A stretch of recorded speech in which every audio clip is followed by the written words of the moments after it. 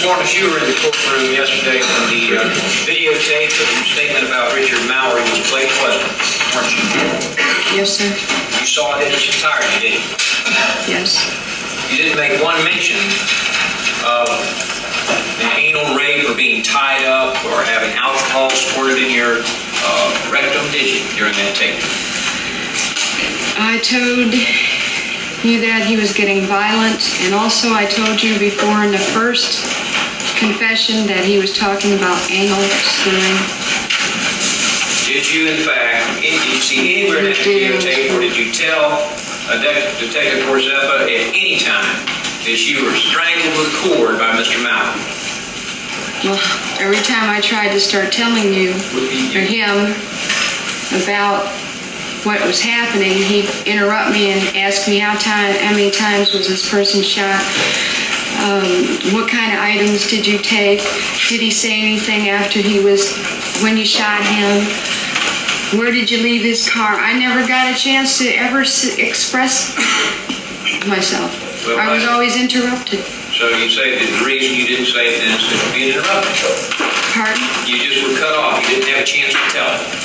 Exactly.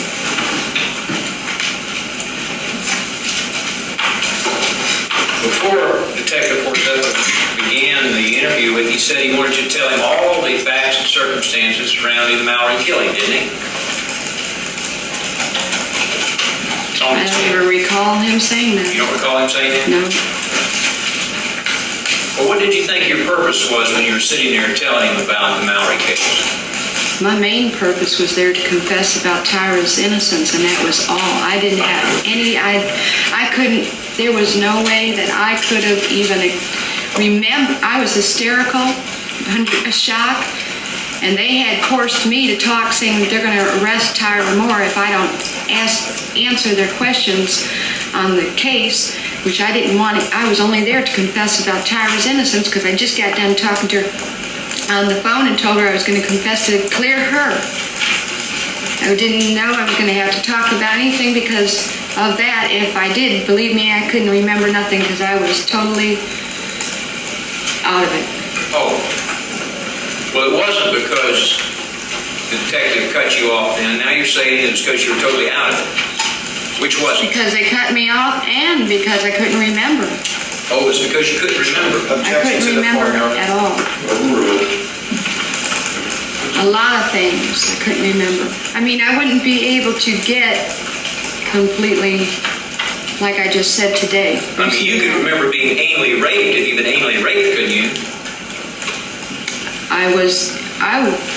I wasn't even interested in telling them certain things because I was interested in Tyra Moore, and I was mad that they had threatened me that if I don't talk to them, they were going to arrest Tyra Moore. So I was pretty well belligerent and stubborn, as well as just saying, well, I'm just here to confess about Tyra.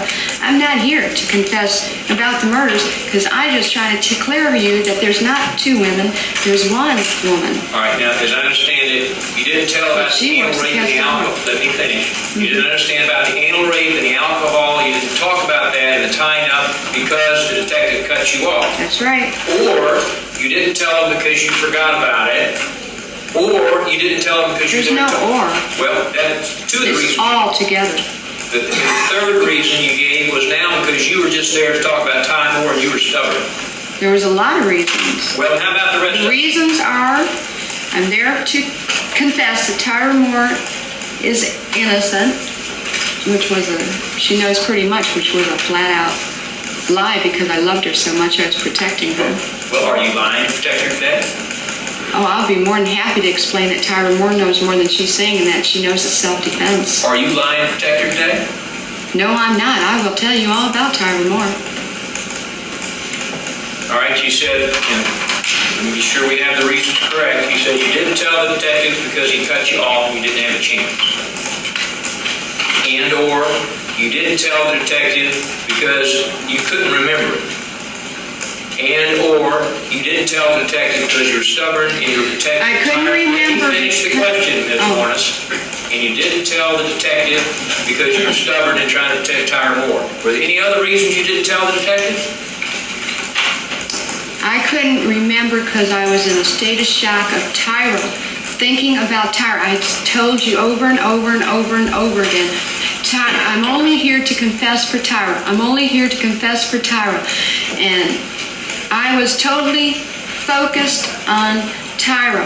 When they asked me a question, when I started to get in the nitty-gritty to explain what happened, they always cut me off and asked me then other questions like how many times was he shot, what kind of items did you take, and when I was starting to get where my memory was going okay, even if I tried, but then I wasn't really into the mood to talk about the cases, so that's why I couldn't remember, because I was thinking about Tyra.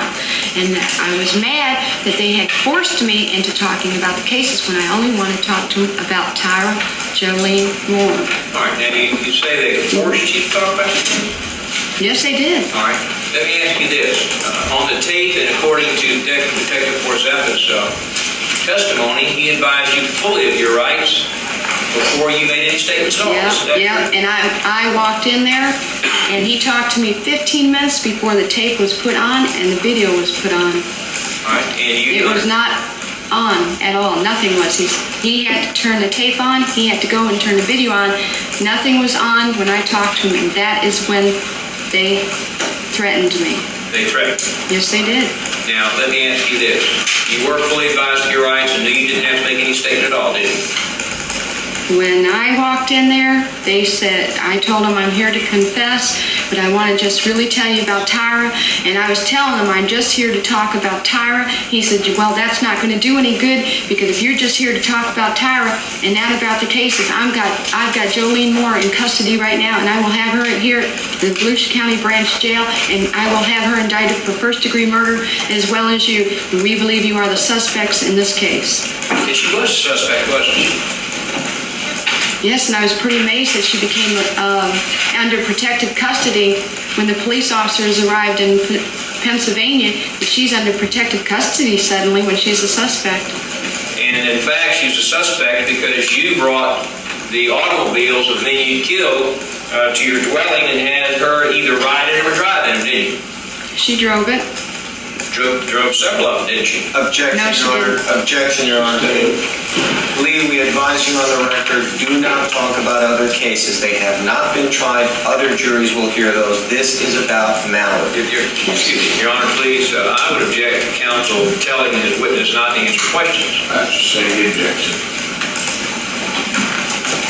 In fact, she was a suspect because you and she were riding in an automobile that was wrecked that you had stolen from a man you killed, correct? Objection, I'm Your not Honor. going to answer Say it. the objection. Your Honor, may we have a brief recess to... I'll get back to that. May I reserve that area? Now, you indicated that it was because of a series of telephone calls with Tyra Moore that you decided to confess. Outside the scope, Your Honor, I object. Objection overruled.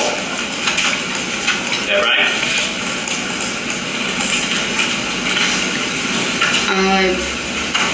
Say that over again. Yes. You indicated that because you've been on the telephone to Tyra Moore, you decided to confess, protect her. Yes. In fact, you talked to her on the phone over a 3-day period on 11 different calls, did you not? Yes. And isn't it Calls true? I'm sorry. I was going to say calls at the police officer. The police officers forced Tyra to call me to confess. Sure. You called her each time. The police officers wrote that note, had her write a note and told them to have her call me. They had it all planned. But you called her each time, right? I called her under the direction of the police directing Tyra Jolene Moore. No. The police had her set up so they could record your telephone calls, didn't they? Yeah, they had me set up so that I talked to her about, and her trying to ask me to clear her when Tyra Moore knows more than she's even talking about. I only cleared her because I loved her. All right, what is it that Tyra Moore knows that She she's wanted to not? protect her. What is it that Tyra Moore knows that she's not talking about? Objection to the part of the question, Your Honor. Overruled. She she knows that it's self-defense, and she is not telling anybody anything. What else? It's basically about it. She knows it's self-defense, and she's not saying anything because she's involved in this books and movies, and she's involved in her family, not losing her family. I know her very well. She doesn't want to lose her family, and she's willing to lie for that in order to, and she's also worried about being arrested for accessory to the fact, All right, after the fact. if it was self-defense, and you really killed Mr. Mallory in self-defense, how would that jeopardize Tyra Moore? Objection to the form of the question, Your Honor. Rule. Because Tyra Moore is interested in making her $500 million and more she's already been offered, and is on a cap waiting for her if I get a conviction. Well, no, you didn't answer the question. I asked you if in fact it was self-defense and you killed Mr. Mallory because of the things you described, how would that jeopardize, let me finish, how would that jeopardize Tyra Moore? Because they have to have these people that are involved in books and movies have to have my blood in order to get the money. Well, So they're willing to lie for are you saying it would, I'm asking you about jeopardizing Tyra Moore. You said it would jeopardize Tyra Moore if she told a self-defense story. How would that jeopardize her? That was your word. No, I'm talking about, she doesn't want to say it's self-defense because I believe she is involved with millions of dollars, books and movies, and she doesn't want my acquittal because if I get convicted, she gets multi-millions. So does Mr. Horsenpaw, whatever his name is, Munster, and a lot of you other detectives and police officers that are involved in this, and also that her family is really... she's concerned about her family. She loves her family to the max. Her family's rejecting her. That's tearing her up because I know her to the max. And plus, she is, she's claiming she doesn't know anything because she's afraid, accessory to the fact of, because of knowing any incident whatsoever. So she's claiming, she's pretending she doesn't know anything. Not even that I told her it's self-defense or an incident that happened. No. My goodness, she's even acting like she doesn't even know how long we were in the Zodiac bar the first night we met. She's acting like she doesn't even know where I lived. She knew where I lived. I was living in the car at the time because I just broke up with Tony. She's acting like she doesn't even know some of the apartments we lived in and stuff. I mean, I got 289 lies in her deposition that she gave. Just flat-out lies of just common things. Why is she lying so much? Why does she have to lie about a simple thing?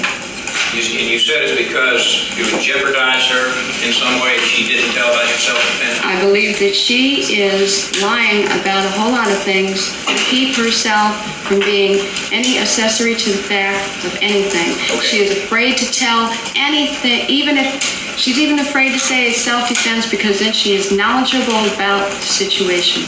Is there anything else that she knew except the self-defense story? Ask the answer, Your Honor. Rule. What was I? Yeah. Is there anything else that you say she knew that would incriminate her except the self-defense story about Mallory? She just knows it's self-defense, and she just knows a little bit of what happened, not all, because she'd always tell me, don't tell me the rest because I want to pass a polygraph. If I ever get polygraphed, I'll pass it. Is that it? You didn't tell her anything else? I couldn't tell her in detail because I didn't want her to get too involved, but she did hear from me. They were self-defense and just a little bit, and saw the bruises, witnessed the bruises and all, asked me a little bit about this situation, which I'm not. Now, you gave your statement to Detective Zeba. You told him that she didn't know anything, didn't you? I was covering for her totally. My question is, didn't you tell him she didn't know anything about it? I was covering for her totally. You lied to him, didn't you? Yes. And you also told him that you kind of got to drinking, and then you just casually mentioned that you'd been drinking and you'd been in the woods with your bicycle and you saw a body in the woods, and that's what you told her. Isn't that what you told her? That happened 14 days after. That happened 14 days after this. Your Honor, please may the witness be instructed to first answer yes or no. Answer the question. Yes, Your Honor. I would object to her giving a narrative to every question. Many of these call for a yes or no, and then she can explain after she gives her answer. Right. Go ahead. In fact, didn't you tell the detectives, and it's on the videotape, that Objection to the statement, it's on the videotape, Your Honor. Objection. didn't you tell the detectives during the tape statement that you told her after you got to drinking that you just found a man in the woods body, right? Yes? Okay. And you told him that she made some remark to the extent, you're shitting me, right? Yes. And she didn't believe you, did she? It happened 14 days later. On the news, she saw it, and I knew she was going to see the car because she saw the car the first day. It was on the news, the vehicle with the gator tag in the front. I knew she was going to recognize it, so I told her that 14 days after. So I told her that 14 days after. So I told her about the bicycle jazz 14 days after. So she could prepare, because I was going to prepare her to tell her what happened. Because you knew that was coming. You saw that on the television. You knew she was going to pick it up. Yes, I did. And so then you told her that there was this dead guy in the woods that you came across, right? Asked and answered, Your Honor. Objection. Overruled. Right? Yes, I told her. But you didn't tell her that you killed him, did you? Yes, I did. Oh, when did you tell her that? The 14th day after he was on TV. But first you just said you found the body, then you drank a little more and you said you killed him, right? What? You began the story when you were drinking that night when it came out on television. First you said you found the body, and then you told her you killed him. Objection to story, Your Honor. Overruled. First she said, I found the body, and then I told him I killed him. Yeah. Oh, yes, because I wanted to prepare her, like, how she would react. And she was She surprised. started reacting. And she got right upset, didn't she? At first she didn't believe me. Did there ever come a time that she believed you? Yes, after I started telling her, this guy attacked me, I'm trying to tell you, I wanted to prepare you because I've got to tell you. That day that you saw those bruises on my neck and everything, the day we moved with that car, that was Richard Mallory, and he had raped me really bad. Oh, so you didn't even tell her this rape story until 2 weeks after it happened. I was scared too because I didn't want her to worry and get scared. She loved me really bad, and I loved her very bad, and I didn't want to just sit there and tell her what happened.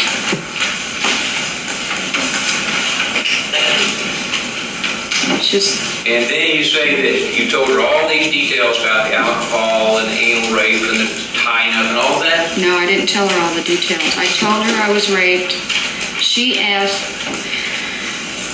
I told her I was raped, and she asked a few questions, and I told her, I started to get into details. She said, don't tell me no more. Don't tell me no more. I don't want to know no more. She was really pissed off. She was really mad at Mallory for what he done, and she was just really mad. Now, how close were you at the time? Very close. Tight as a knot, 2 peas in a pod. We were right arm, left arm glued together. I mean, we were tight.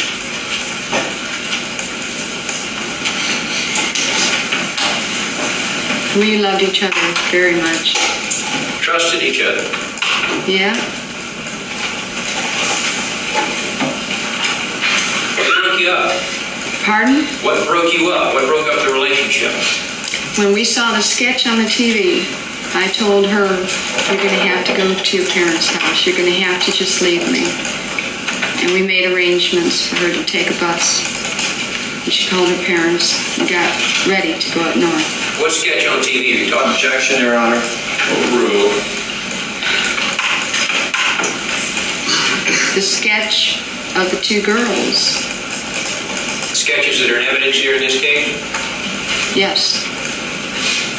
Why did that cause you to break up? Because too many people knew that Tyra wore a baseball cap, I wore a baseball cap, and that we were always together, and the looks of that sketch fit our features. And so now, she is a suspect in a murder.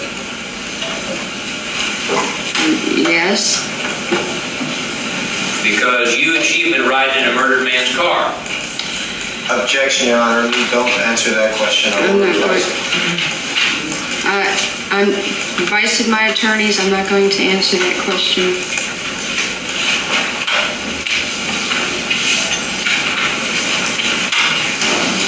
Are you not going to answer any questions about the other 6 murders? I will state that Ms. Wuornos' attorney and so will Mr. Miller and Ms. Jenkins that on our advice, she will not answer those questions on our advice because those cases have not been tried.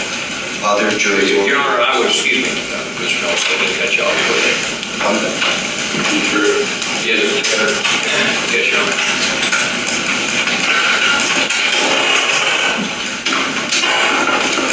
During the 3 days of telephone calls while you were in the jail and you were talking to Tyra Moore, you called her each time, correct? I had to. She couldn't call me. Okay. And to your knowledge, those telephone conversations were all recorded by the police. I asked her over and over, is she being recorded? Well, you suspected you were being recorded, didn't you? No, but I asked her to see if she'd tell me she was or something, because I know Tyra. She might say yes, tell me the truth, but now I've realized that Tyra sure can conceal herself and lie. I never knew she had a black heart like she does, because right now she can help me out if she'd just be honest. What is it you would want her to say about these murders? What? Objection, Your Honor. Lee, do not answer the plural. Take away the yes, Your Honor, and we'll withdraw the advice. Go ahead, Mr. Taylor. During those telephone conversations, did not even one single time in 3 days with 11 calls say you've been raped, did you? I was totally concentrating on her and what she's doing up north, and then when she told me that the police are around, I was totally concentrating on how I've got to cover for her. I never even thought about that. All right, what were you covering for her? What was it you were trying to cover for her? That to be a suspect. Well, she hadn't done anything, had she? Objection, Your Honor. Asked and answered. Overruled. She's accessory. She knows what happened. Just knowing? She didn't participate in any way? No, she Objection, Your Honor. Asked and answered. Overruled. She knows that I was raped. No. Not in detail, but she knows I was raped and I defended myself. And you say she knows that because you told her 14 days after it happened. Right? And yes, Okay. But you didn't mention it one time during the 3 days of phone calls, did you? Objection, Your Honor. Asked and answered. like I said, I wasn't concentrating on any of the self-defense or anything. I was concentrating on when I get in there and confess that she's not involved in a murder, that just solely I am the person that's involved. She is not. I've got to clear her that they got the wrong person they're looking for. Does that mean that during those 3 days phone calls you did not even one time mention rape? We didn't even hardly talk about it. We talked about other things, Does that mean that you her never... family and stuff. Does that mean that you never mentioned the rape during the 3 days of phone calls? That's right. Okay. So it was never brought up. In fact, it was never brought up until months after your arrest, correct? It wasn't brought up with Detective Porzinga, was it? It sure wasn't, because he didn't give me a chance to say it. He always cut me off. Or you And forgot. every one of those Or you crimes, forgot. he cut me The witness off. can answer, Your Honor. Answer the question again. He cut me off. He cut me off every time I talked about a rape with any incident. Did you talk about rapes with other incidents? Objection, Your I'm Honor. not going to answer. Object, Lee, do not answer about other cases. They have not been tried yet. Your Honor, this is, Excuse me. I just wanted to have now. We have that effect, Your Honor? No, sir, just one at a time.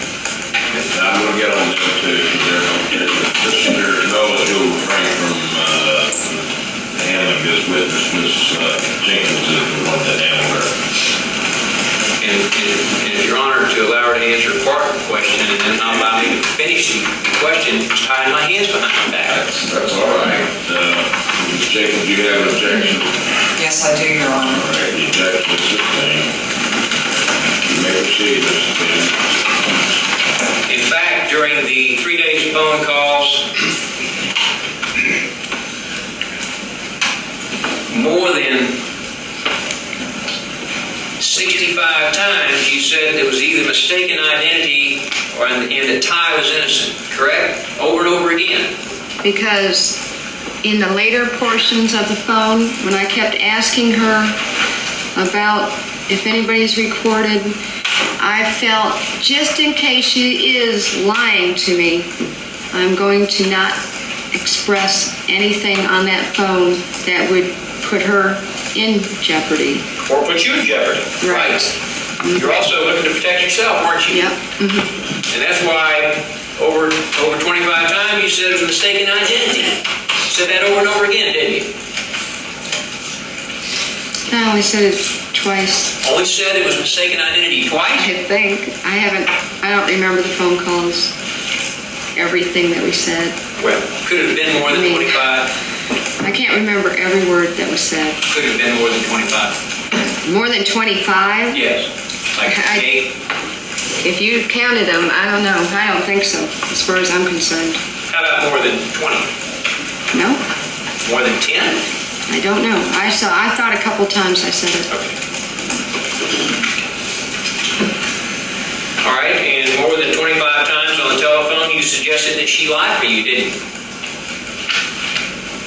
No, I don't recall any part. I told her to please go and tell him the truth, which I thought she would go and tell him self-defense. Oh, but didn't you say, don't mention me?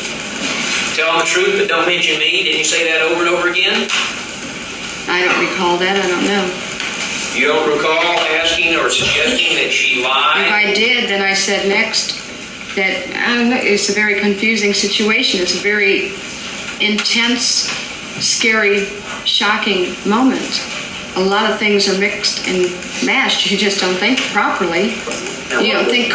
What was shocking about casual phone calls on the telephone to your best What do you friend? mean casual? They started getting where she's talking about her family is being interrogated by police officers.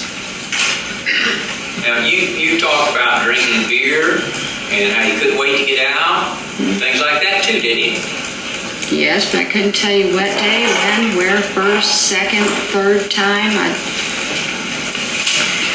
Told her how much you loved her and missed her and things Yes. like that. These weren't shocking phone calls, were they? That was the beginning. That was the beginning. We were talking about how much I loved her and stuff. Yes, I missed her. That was the beginning. The shocking phone calls come at the end. And if you suspected the police were listening there towards the end, didn't you? I didn't know. I didn't know if I could believe or not, so I tried to keep calm on the phone on certain things. Well, wouldn't this have been an ideal time under this calm circumstance to say, well, you know I had to do it. Let me finish the question. You know I had to do it because I was raped so brutally and had to defend myself. Wouldn't that have been something to say for the police to hear? I didn't want her to be accessory to the fact.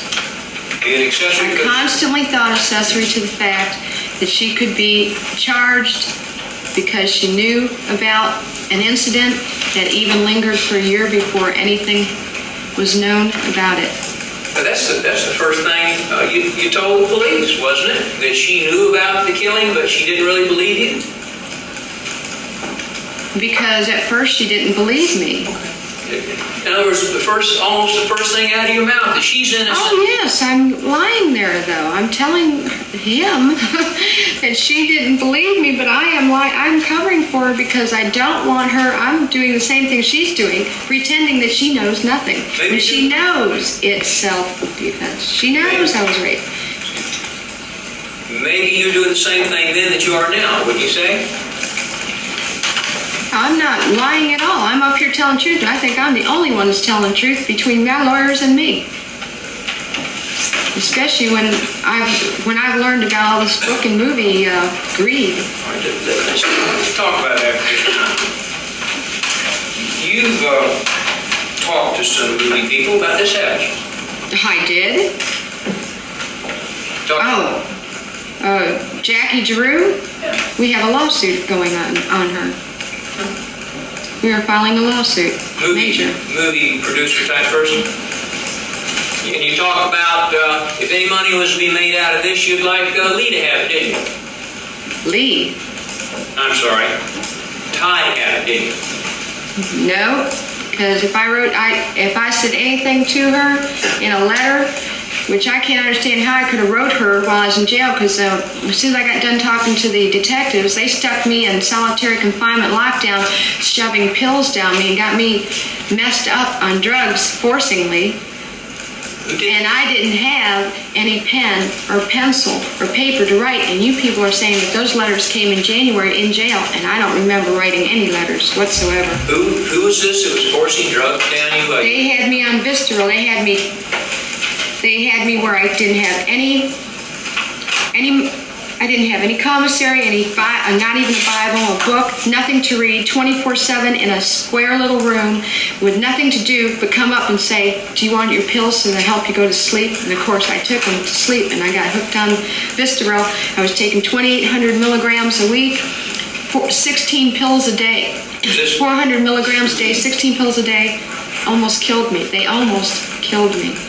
But you said when the detectives had anything to do with it, was it? It was a detective's idea. Because how do you know that? I sure didn't ask for it. I didn't ask to be put in medical lockup. As soon as I got done with the cops, they shuffled me over there and did that to me. You're saying the detective or Zapa was forcing you to take pills? It was a plan, I believe. This was after you made your tape statement, right? Right? Yes. Okay. You weren't on pills when you made your statement, were you? No, but I was coming off of alcohol. And I was really still shaken and pretty well withdrawing from alcohol. Heavy drinking. Did you see the videotape of yourself? No, yesterday? I've only seen that. You only saw that part? Mm-hmm. The short part? Mm-hmm. I've never seen the whole video. Did you see any evidence of yourself shaking? Weren't you lighting cigarettes and smoking and being casual? If you guys think I was, I wasn't. I was very, very nervous and just trying to keep it together as much as I could, but I was shaking and everything. And that's why he gave me his jacket, because I was just shaking like a leaf and it was cold in there, which made it worse. Well, how many times during these 11 phone calls in 3 days did you even say that you were a victim and tried to rob you? Or that anyone had tried to rob you? Your Honor, objection has been answered several times. Now, what's that question again?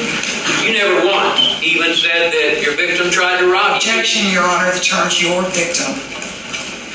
Rephrase your question. You never once said that Mr. Mallory tried to rob you on the telephone, did you? Why should I? We weren't talking about Mallory. We weren't talking about any incidences. All we were talking about, all I was thinking about, was to clear Ty from being that suspect of the sketches on that TV.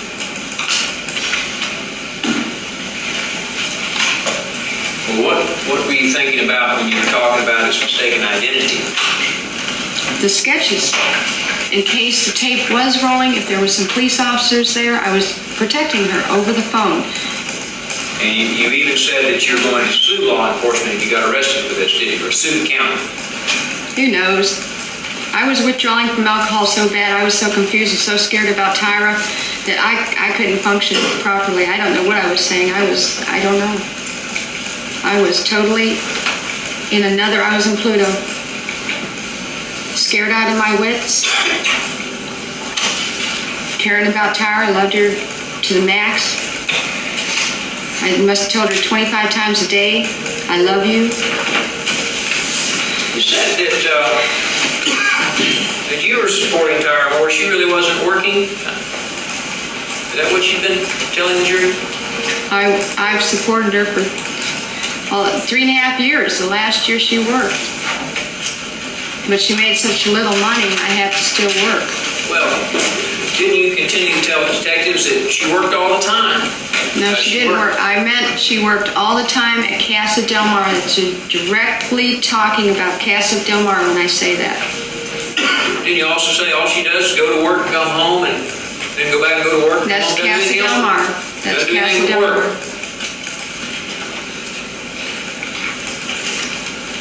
And when you spoke to Detective Corzepa and told him what you had told Ty, what you told him was that you told her you found a body,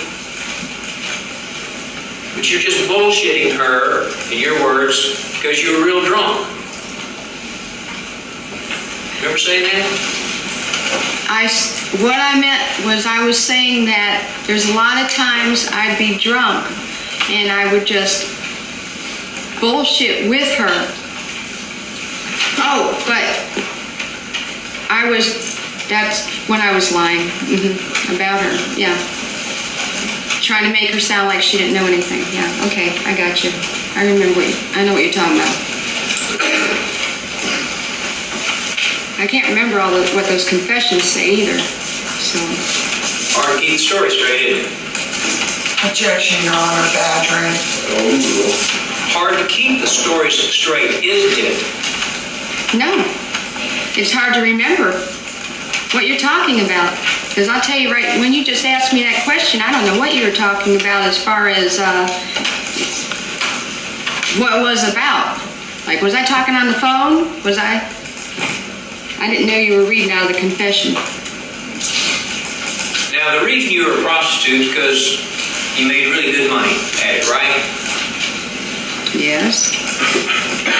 In fact, the indication was that you went out and sold yourself 6 or 7 days each week. I went out anywhere from 4 to 7. It varied. There's times I only went out 3 days a week, but it varied. But basically, I went out 4 to 7. Because there's very few times I went out 3 times a week. Mostly, I went out 4 to 7 times a week. Yes. And you had sex with 3 to 8 guys each time. Yeah, because it varies. You never know how many you're going to have. You just keep hustling till the day's through. And you were charging how much per sex act? 30 for head, 35 straight, 40 for half and half, 100 an hour. You can make anywhere between $600 and $1,000 a week. Well, you're right, and that's where all the money went in bars with Tyra. Fancy clothes and beer drinking. You're capable of holding other jobs, aren't you? You've done other work. I don't have the qualifications for the jobs. I've always been fired, and I've never been able to hold a job. The only thing I know how to do is prostitution well. It's the only thing I know how to do. Well, you get paid more doing that than anything else you've ever done, don't you? It's good money, but it's also the only thing I really know how to do. Well, you also I've done like it all my it. life. You also like it, don't you? You like it. Well, I like the sex, and I like some of the clients I meet become like my brothers, but it's a job. That's just part of being a prostitute. Right, but it was kind of a rolling road party, wasn't it? Your Honor, object. Relevancy. It's also addressing character. No, because you have to watch yourself and be careful, and you've got to, keep a level head on your shoulders. It's a job. It's not exciting, like super exciting. You have to keep a good head on your shoulders and just do your job and hope you don't, run into jerks and stuff. Well, do you like the sex and you like the money? Yes, I like sex and I like the money, yeah. And you like the contact with the different men? Mm-hmm.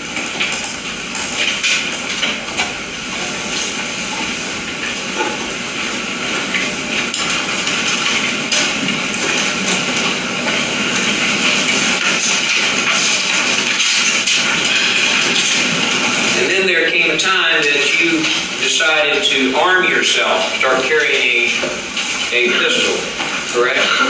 Yes. And you said there was a reason for that. Tell us again, if you would, the reason you felt Plainly necessary for to carry a protection. pistol. I'm sorry. I carried it plainly for protection. All right, you said that over a period of time, men had tried to rape you or raped you. I've been raped many a times. And it never worked when I had weapons of other weapons. I never could defend myself. So I finally got a gun where it would be defense. Well, how many times during the 4.5 years you lived with Ty Moore did you have to defend yourself? I was raped 3 times. And there was 2 other incidents where I had the gun, but I didn't use it. They just had their fun. They were young guys. I didn't need to hurt them because they didn't use any weapons on me or anything. And the other 3, I had 2 gas guns and a bullfighter, and I got raped and beat up royal on those. All right, so you say there are 5 times you had to defend yourself with weapons while you were being raped, but didn't have to use a gun? Yeah, and the 2 guys that were, one looked like about 22 and the other 27, that's when I had the gun just before Mallory. Were there any times that you did use a gun to defend yourself from rape? Objection, Your Honor. Same objection. Don't answer the question. In the scope of the cross, Your Honor. I think you can answer that question. If he asked before, Right. Before. Steve, what? Well, the question, and I'll maybe try to make sure that's clear. How many times during the 4.5 years you were living with Ty Moore did you have to use a gun on someone to defend yourself? objection, same grounds. If he asked before Mallory, we have no objection. Please don't answer the question. Rephrase your question. How many times before you killed Mr. Mallory, while living with Ty Moore, did you have to shoot someone to defend yourself from rape? I couldn't. I didn't have a vehicle. I didn't have a pistol, a weapon. But if you had, you'd used it earlier. I tried with mace net, and I've got beat up and raped. It didn't work. If you had a gun those other times you shot men, Ask and answer, Your Honor. Yeah. he hasn't answered that. Yes, you overruled. Go ahead. Well, in the advice of my attorneys, I'm not going to answer that question. No, she hasn't instructed you not to answer that. Would you have shot men before that if you had a gun earlier? Well, I'll just answer it like this. Every situation is totally different. I couldn't answer that question. All right, well, how about just the 5 men you said that raped you before Mallory? Would you have shot them? I don't know. I don't know. Every incident is totally different. Well, I guess the question is... If it's very violent and physical, I'm going to defend myself. Yes, everybody has a right to defend themselves. That's what I did. These were violent rapes, and the other ones I had to beg for my life. I had a double-barrel shotgun against my head. I had a .357 Magnum against my head. When was that? In the rapes. Wasn't in any of these others. The rape. Wasn't in any of the men you killed, though. Objection, Your Honor. Don't answer the question. Did you ever kill anyone that had threatened you with a .357 Magnum or a sawed-off or a shotgun to your head? I couldn't. I didn't. Objection, Your Honor. As long as he focuses it on before Mallory, I have no objection. If he doesn't, Lee, don't answer the question. Okay. Rephrase the question. Did you ever kill anyone that threatened you with a .357 Magnum? Same objection, Your Honor. For this time, Did you ever kill anyone before you killed Mr. Mallory that threatened you with a .357 Magnum? No. I didn't have a gun on me. And I didn't bullfighter and the gas gun. They always got from me and put the weapons on me, making me beg for my life. Did anyone after you killed Mr. Mallory ever threaten you with a .357 Magnum? Anyone, Objection, Your Honor. Same objection. anyone after? Don't answer the question. Your Honor, that has nothing to do with the 6 murders. Objection, Your Honor. We move for mistrial. Did you ever kill anyone before you killed Mr. Mallory that threatened you with a shotgun? How could I? He had the shotgun on me. Is your answer no? No, yes. Did you ever, and there may be an objection, so wait until your counsel has an opportunity, did you ever kill anyone after you killed Mr. Mallory that threatened you with a shotgun? Objection, Your Honor. Same grounds. Lee, don't answer the question. Your Honor, may we have a hearing outside the presence of the jury? not now. May I reserve argument, Your Honor? Yes, ma'am. Thank you. Now, you knew it was a crime to prostitute, didn't you? 3 million other women do it too. It's an everyday thing. It's been going on for centuries. And I wasn't doing anything out there wrong or mean to anybody.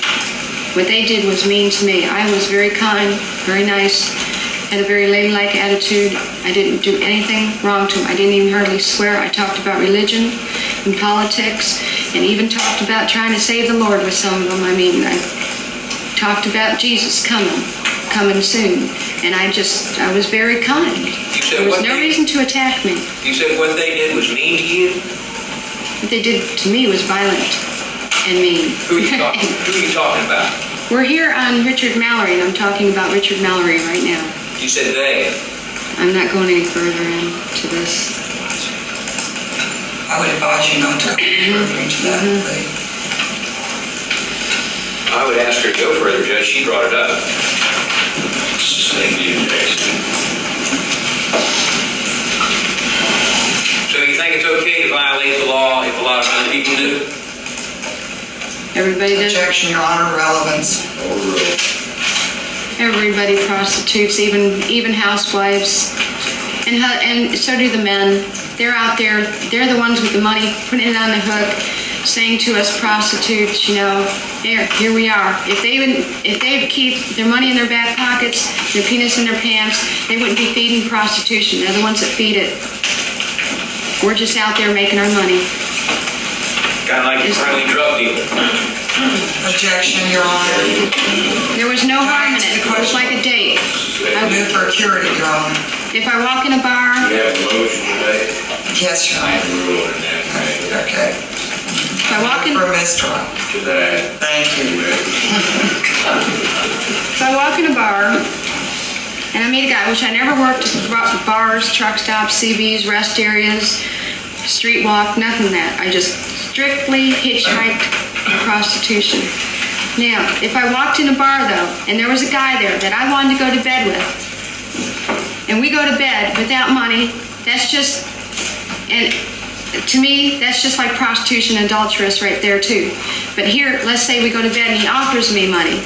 That's just, and we don't hurt each other. What's the difference? What's the difference? We've agreed upon sex with each other. Only thing is, he's giving me a little money to help me, and I'm helping him. It's just, what's the difference? It's like friendship. Here's a loan even. I mean, it's just plain friendship. There's nothing wrong with it. We're not hurting anybody. We weren't hurting anybody. They're hurting us. So you think you have a right to disregard the law if you disagree with it? Well, I'll tell you, it's the only thing I could do anyway. That was my job. I wasn't hurting anybody out there. Well, that's not true, is it? I wasn't hurting anybody out there. I'm the victim, as far as I'm concerned. He had no reason to rape me. He had no reason to do what he did to me. I didn't provoke him in any way. You didn't hurt anyone out there, is what you said. Is that No. correct? Never.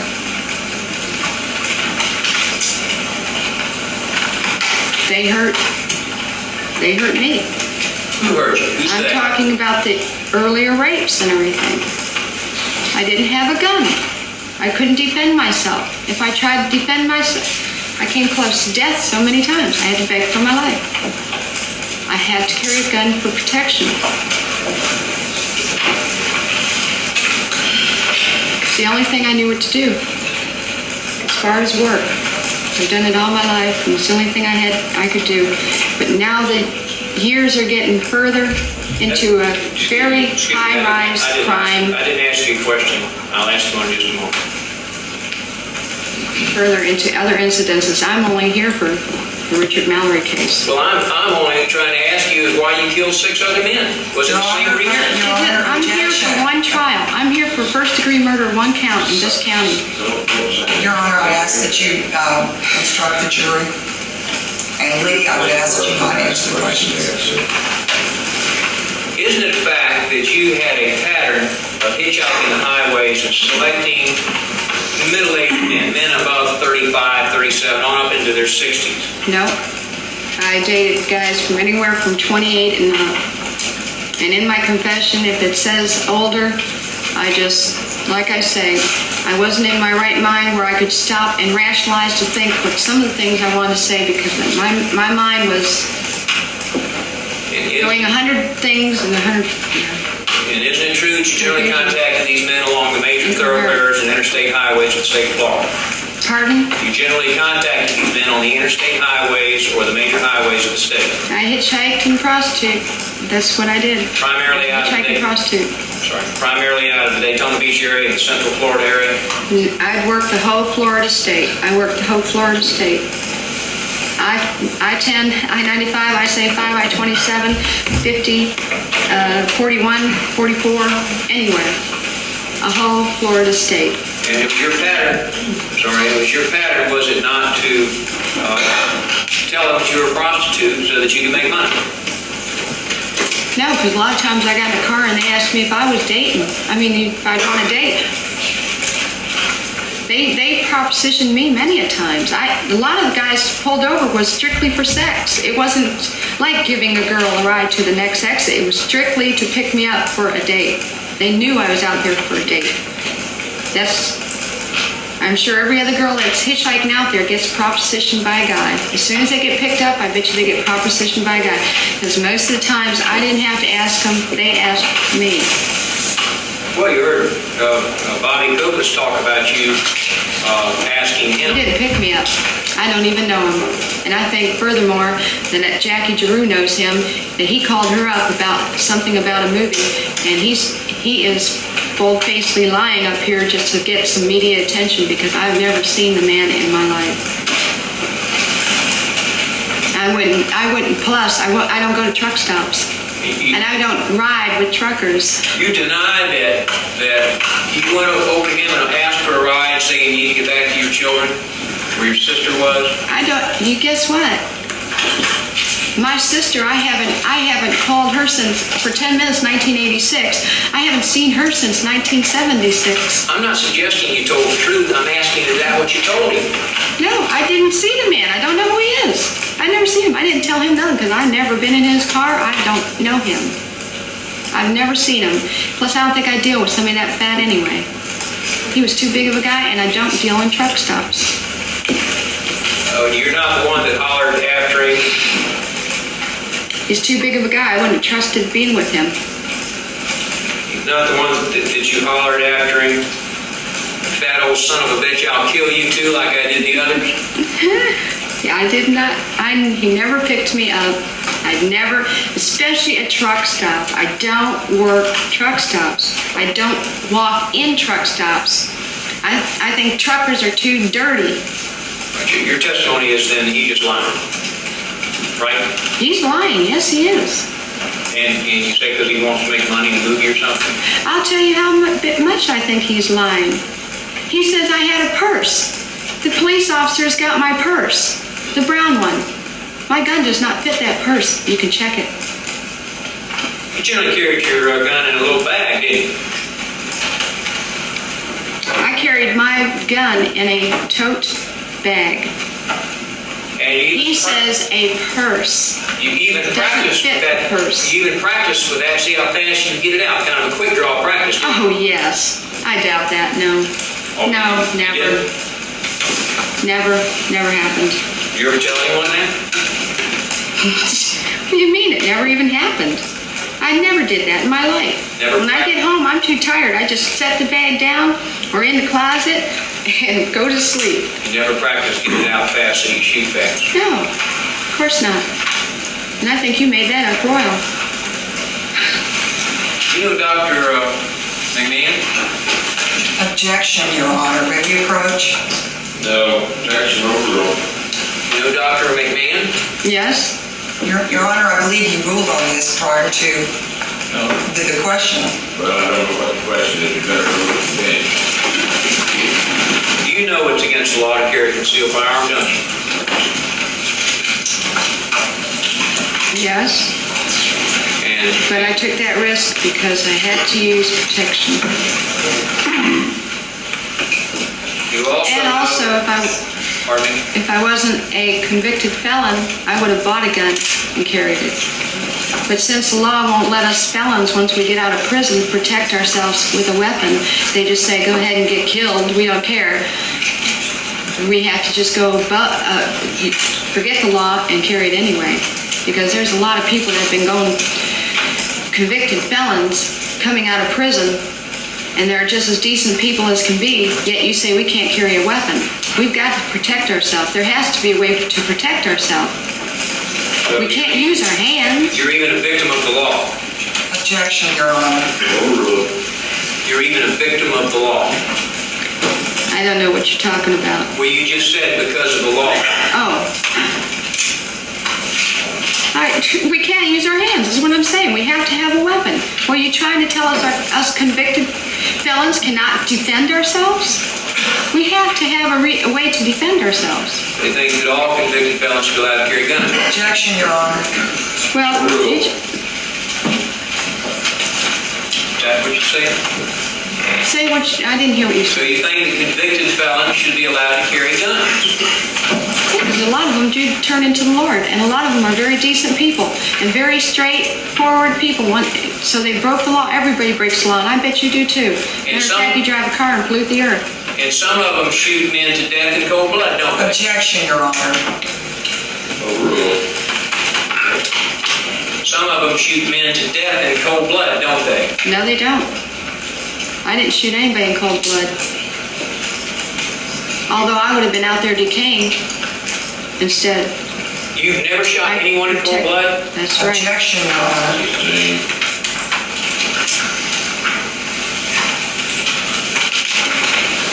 I don't have the heart to shoot somebody in cold blood. Did you ever shoot a man in the back of the head because he was Objection, struggling? Your Honor.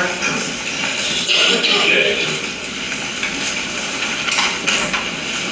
I'm not going to answer that question if it does not belong with this case.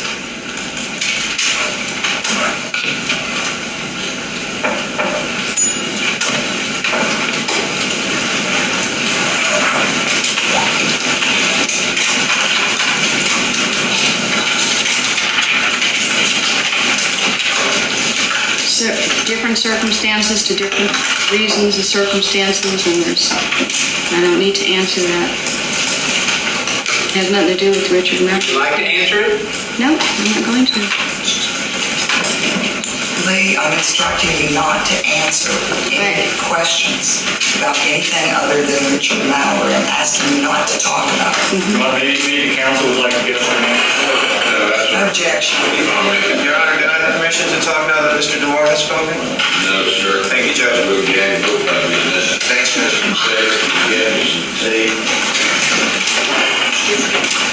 Go get me some tea.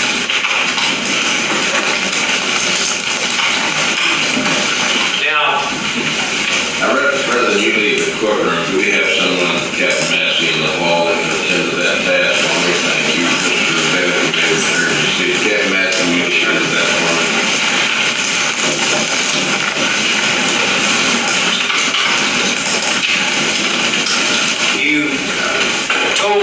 jury, when Ms. Jenkins was examining you, that Mr. Mallory solicited you for sex? No. When we got to Quail Run, he asked me how I know so much about married people. He said, I thought you were single. You told me you had a roommate. And I said, well, I guess it's time for me to be honest and tell you that I hustle for a living. That's why I know married people, because 98% of my people are married that I meet. You propositioned him then? He asked me my prices. He said, well, you mean sex? And I said, I laughed, and I said, yeah, sex. He said, well, how much do you charge? And it carried on from there. You say that was after you got off the interstate? Yes? Didn't you tell Deputy Horzepa that after he offered you the drink and you just got past Orlando and your words were getting pretty drunk now and we're continually going down the road and we're getting drunk royal, and I asked him if he wanted to help me make some money, that I need some money for rent and everything. He was interested at the time, so we go out and we stop at this place on US 1. Okay. I was very incoherent, and when I was saying something, it always was chopped up what was happening because I couldn't remember correctly, plus I was thinking of Tyra confessing, but that still means that yes, at Quail Run that happened, not past Orlando, but I'm talking about we've got past Orlando, now we're in Daytona. I'm sure that's how I was thinking. We finally got past Orlando, now we're on US 1, which we were on US 1 and Quail Run. And then we talked about sex and then you agreed to take your clothes off. You took your clothes off, and that was usual for you, wasn't it? I always usually took my clothes off first with any guy, just because, I mean, that is if we're doing sex for an hour or whatever. You know, it's not with head or anything, just for an hour. All right. Then according to your first statement to Detective Horzepa, at that time he gave you some money. He didn't give me any money. I told you guys he didn't give me any money. No, that's what you said today. You said he didn't give you any money, right? He didn't give me any money. He never gave me any money. But you told Deputy Horzepa back in January of '91 when you took your taped statement that he gave you the money. No, and then I recorrected myself later in the pages. You should read on. And I also told him it was a different story. And the handbag deal is not even with Richard Mallory. It's a totally different guy. I was getting mixed up. And plus, he kept asking me about somebody else and somebody else and somebody else and switching me around so many times. I was confused on who was who I was thinking of. Well, here was your statement, and you were talking about Mallory. And it's just below you where you talk about him proposition him on page 5. We get to page 6 at the bottom, and you said, so we go to the woods.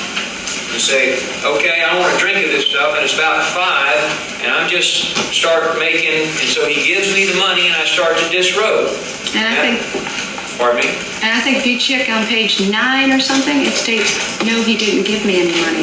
We'll get there. And he said, now this guy is getting really he's starting to get a little, kissing me and stuff. Anyway, he hasn't disrobed himself at all. That was Mr. Mallory, wasn't it? Yes, I was thinking about the very last seconds of what happened when he didn't take off his clothes at that moment when I'm speaking. You're still talking about Mr. Mallory on page 7. You said, okay, so anyway, we're in the front seat. He's hugging and kissing on me and all this shit. And so then he starts, pushing me down. And I said, wait a minute, get cool. You don't have to get rough, This is, let's have fun. This is for fun, And he's telling me, well, baby, I've been waiting for this all night long and stuff like that. And that was in the front seat of the car. That was Mallory, wasn't it? Yeah, but I did not express that correctly.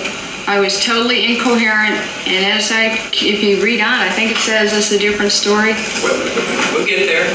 And then you go on, and at this time, you're in the passenger seat, and he's in the driver's seat, right? Yep. Now, who's in the passenger seat? What'd you say? You're in the passenger seat, yes. and he's in the driver's seat. And he's behind the wheel of the car. correct?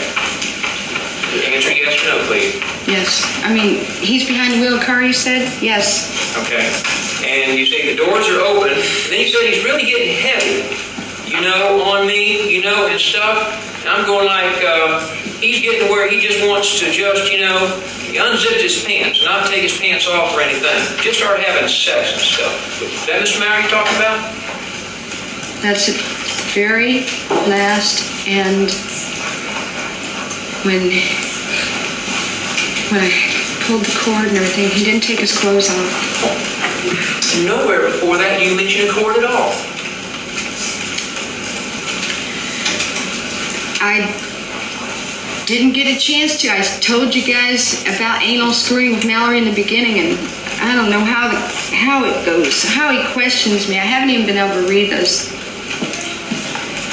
You haven't been able to read the transcript that you're I have read it, but I don't remember what it says. But I just know that I was questioned improperly, where I was totally mixed up. I was totally incoherent. I was in shock, hysteria. I was thinking about Ty. I was freaking about her because they said they were going to arrest her. I couldn't remember. I was withdrawing from alcohol royal. I had been on a 7-week royal binge of drinking, or no, not 7, 5-week royal binge of drinking since she left me because I was all bummed out about her leaving me. I was totally gone up here. I did not know what. I did the best of my ability, but plus I didn't know what to say. I knew in my mind I didn't want to talk about it because couldn't remember. I had blackouts. But you told in great. So I did the best I could. You told the little I could. Excuse me. You told in great detail of the location, geographically, road-wise, and everything else where you were picked up, didn't you? With who? With Mr. Mallory. When? Well, how many With times? who? How many times did he pick Who you are you up? talking about? Well, let's talk about all of them if you like. No. Who are you talking about? First, Who do I talk this to? My lawyers or? yes, you told in great detail to Mr. Detective Forzeppa where Mr. Mallory picked you up. Oh, yeah, just I-4, I-75. The whole conversation, how you two got along, and all that sort of No, I didn't. No, I didn't. I said just I-4 and I-75 in Tampa. And you said you did a lot of talking, and you thought he was a nice guy. On the way from Tampa to Daytona, yes, we talked a lot. And then you told him that when he wouldn't unzip his pants, you said to him, and well, why don't you just disrobe or something? Why do you have to have your clothes still on? No, because I didn't know what I was talking about on that one, because I told you it was a different story. I confused myself with other guys. And I'm not going to get into other details of the other cases because they're totally different what happened today. Yeah. And I'm not, it was a rape. What other story are you talking about now? I don't know. I'm going to tell you, I was incoherent in those confessions, and I don't know what I'm talking about because all I'm talking about in 25 pages is Claire and Tyra, Jolene Moore. You're talking about killing a man. Pardon? You're talking about killing a man in 25 pages. No. The only place you talk about Claire and Tyra Moore generally is at the start of these transcripts. I said it 37 times I stated Claire, or 17 times I stated Claire and Tyra, and 20, I think it's 37 times, something like that, about confessing only for Tyra. Confessing only for Tyra 17 times. I believe. You say this is some other person you were talking about that wouldn't unzip his pants and you got mad? Pardon? You said this is some other person. Objection, Your Honor, is going into the same area again, same objection. I direct her not to answer the question. I don't know what it is. I'm just getting just as confused as when these confessions were being questioned. I don't understand what you're getting at. All right, try to listen to the question. You said that this person who wouldn't unzip his pants to have sex is someone else. Who is that? Who is that other person you're talking about? What did read that over? I don't even know what he's talking about. That's not what she said. It's not what I said in there. I think. Were you asking Ms. Jenkins, or were you answering questions? Well, apparently, I just heard, it's too late now, that's not what it says in there. You're just making up something. She said that wasn't what she said. Oh.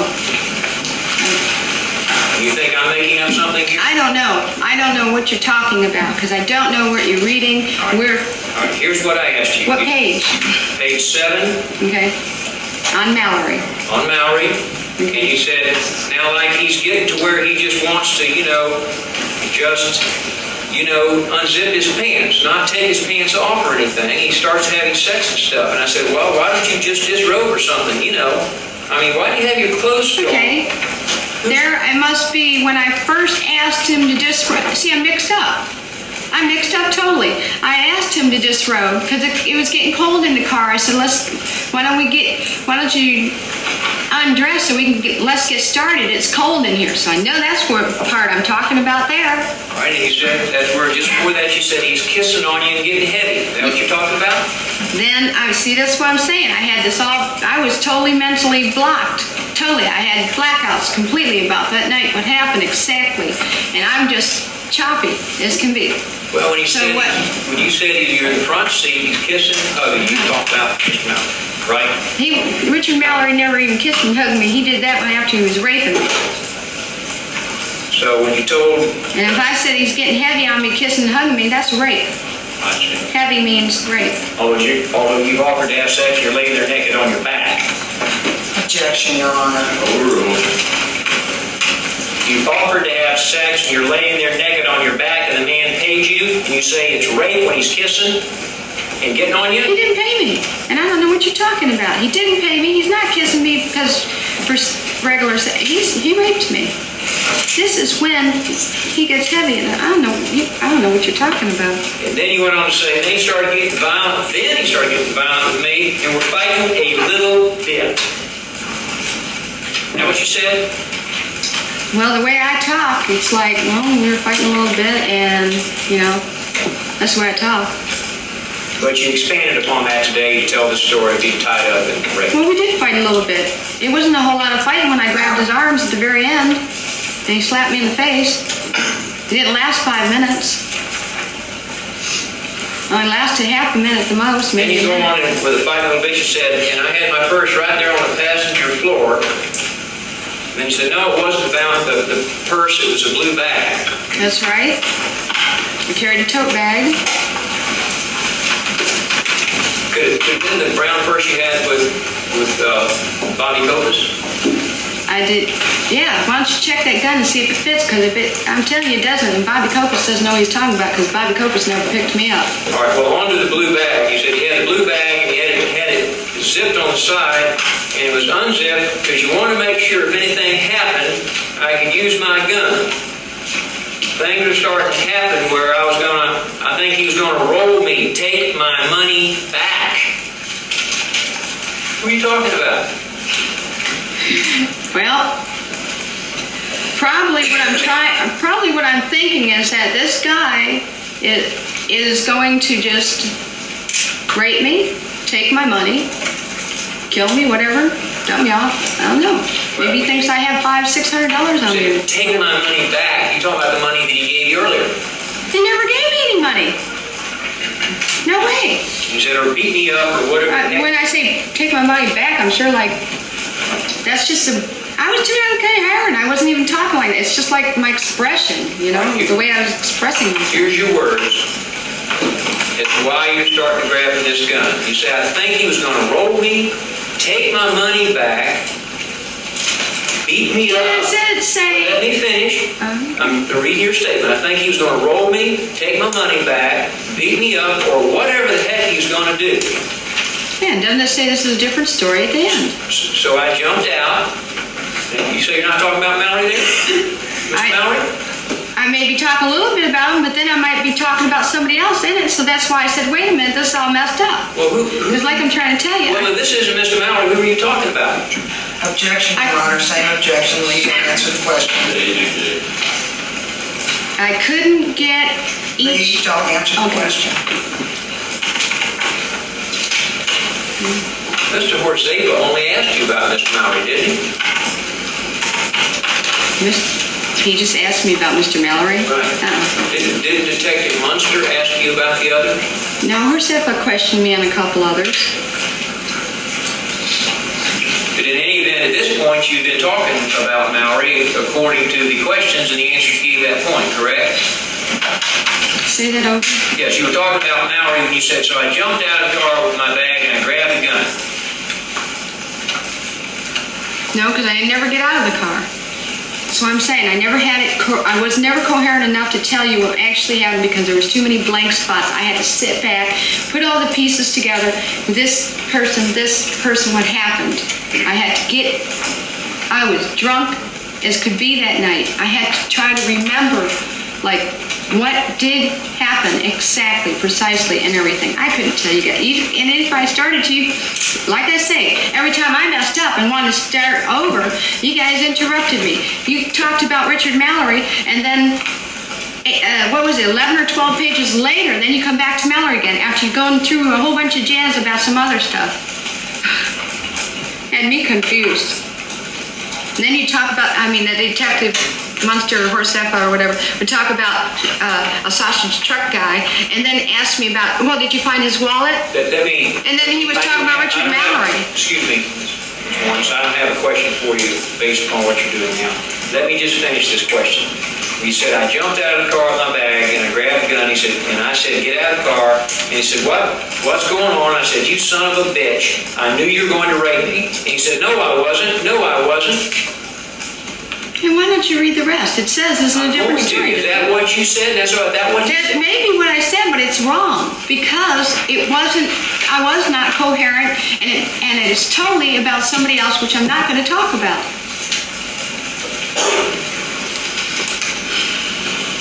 Well, how about here? In later on, you said, oh, no, that wasn't it. Is that where you corrected?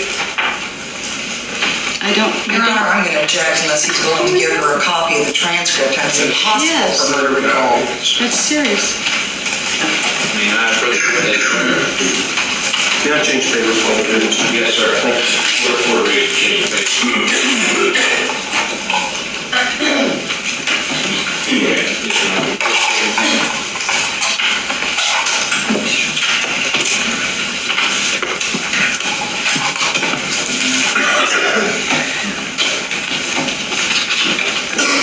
Page, Counselor. Okay. Page 7.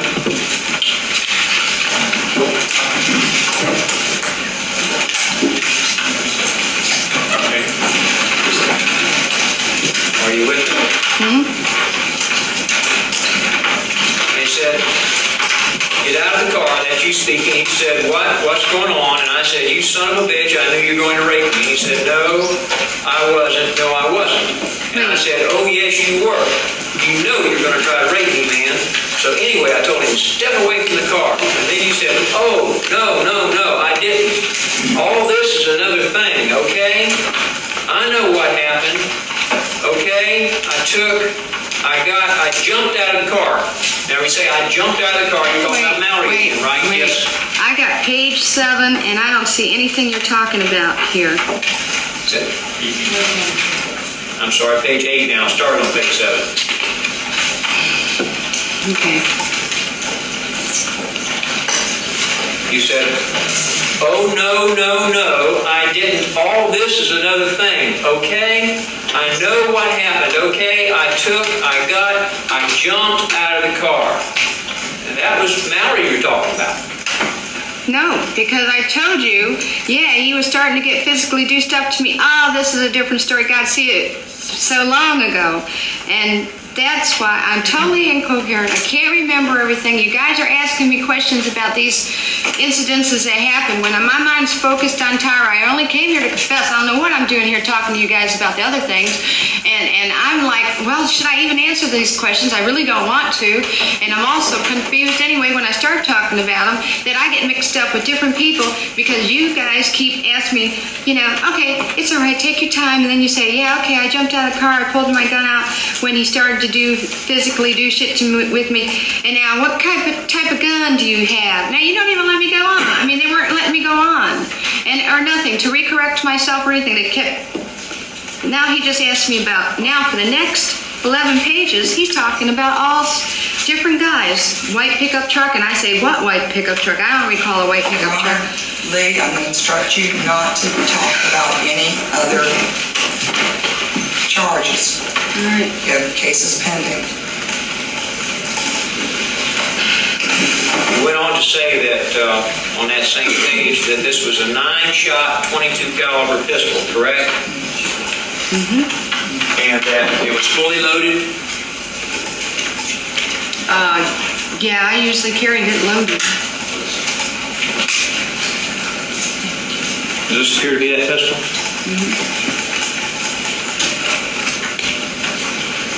Exhibit 20? That was your pistol? Yes? Yes. That was the pistol you killed Richard Mallory with? Yes? Yes. Pistol that you threw away under Rose Bay Bridge in Volusia County, correct? Yes. Nearly a year later, right? Pardon? Nearly a year later you threw it away. The advice of Tyra Jolene Moore? Now you say Tyra Moore advised you to throw the pistol away? Yes, she did. When did she do that? The very last stages of our relationship. I told her I was going to go ahead and quit hustling, and she said, just throw the gun away in the river or something. At that time, did she know that you had killed 7 men with it? Your Honor, objection, same grounds. Lee, don't answer that question. At that time, did she know you had killed Richard Mallory with it? Yes, because she knew it was self-defense. I told her 14 days later about the bruises and everything, and I told her what happened, and she knows it's self-defense.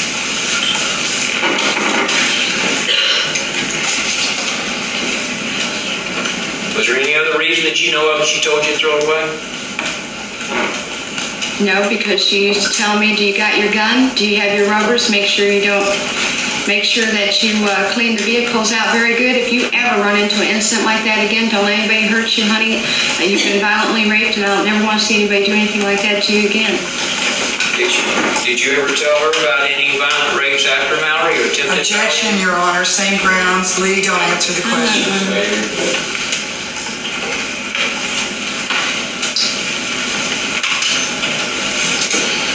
Now, you'd only had that gun for maybe a couple of months at most, or maybe as short as a couple of days, right? I've had it for at least ever since Rutland, which I don't know. Somebody has to check up and see. When I lived in Rutland, before Ocean Camp Village Campground, that's when I got the gun. Was there a record where you purchased it? Objection, Your Honor. That's to approach. Let me approach. I'm not going to answer it. I think we need to. But if she's not going to answer it, we don't need to go anywhere. Respectfully, Your Honor.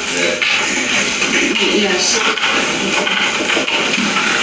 Well, on page 9 of your transcript of your deposition, you first say that and they asked you how long you'd had it, months, years. You said, I don't know, man. It might have been about maybe a couple of months ago. And then Detective Forzave said, okay, you had the gun quite a long time. You again said, no, only a couple of months before. And he said, right. And then you said, I think, and he responded, that's no problem. Then you said, I might have got the gun just then. I can't remember, like 2 days before or something. Well, like I said, what are you supposed to do? Stop the clock, let me heal my mind from my hysteria and everything else. I'm not going to answer any questions coherently. I was incoherent, I was hysteria, I was just totally in Pluto. So whatever I said didn't make sense, basically. And I've read one time this confession, and it shows nothing but hysteria, and incoherence. There is no coherence whatsoever, hardly at all, in this confession. It shows I am freaking out. And so any questions that I answer are not going to be coherent, or, if you even want to say honest, because I can't be honest, because I can't say the truth of what's happening, because I'm incoherent. I don't know. And I'm telling you right now, I got the gun in Rutland, so take it from there. That's all I can do. Well, then on that same page, the discussion concerning Mr. Mallory resumes. That's page 9. And Detective Forzave said, okay, so you're back there, you jump out of the car, Your response was, I jumped out of the car because he was physically starting to abuse me. Page 9, next to the bottom. Okay. And I remember now, he didn't give me any money. This was another guy. This guy. He said, well, I'll give you no. I said, well, I always take my money first. See how the merchandise is. And then the question, this was Mr. Mallory that told you? Your answer, yes. Mm-hmm. I do recall him saying something about merchandise, but that was... Okay. There's no question you jumped out of the car, though, with Mr. Mallory before you shot him. No, I jumped out of the car after he was shot 3 times, and I ran to the driver's side, opened the door, was looking at him. He was starting to come out at me, and I just said, don't come any closer to me or something like that. I'm going to have to keep shooting you if you do. And he just kept on coming, and so I shot him. All right, so you shot him 3 times from, according to you, inside the car, right? I shot him 3 times, yeah. And that's not an automatic pistol. You have to pull the trigger and cock it. No, it shoots real easy. Really? It's got like a hairpin trigger to it. And after you shot him 3 times, where did those bullets hit him? Well, all I know is that he was reaching his arm, and since I've seen from you guys, one must have went under there. And I don't know where the others at. They went in the front area. I don't know where. Then you got out the passenger door and ran all the way around the car, correct? Yeah. According to this story. Mm-hmm. And then you opened the door, correct? Mm-hmm. And then you shot him again. He was coming out of the car, and I do even state it in here now if you want to. I say something about he's getting out of the car somewhere in here. I'm 55 or something. 53. Yeah, it's 53. I think. And you said that this discussion about money, you hadn't asked for money, but you thought he was a pretty nice guy. Is that right? Say that again? You hadn't asked for the money in advance because you thought he was a pretty nice guy. Is that right? Yeah, because I had traveled with him from Tampa to Daytona. He hasn't tried anything on me yet, so. All right, and then you go Get all on. the worldly chances too when we stop to take leaks and everything. All right, and Deputy Orzega's just listening now. He said, you talked about the money. He said, this is what Mallory told you, and you said yes. And then he said, okay, waiting for your next explanation. And your answer was, so I said, well, since I've been talking to you all night long, I think you seem like a pretty nice guy, so okay, let's go have fun. So I started to lay down, and he's gonna, unzip his pants.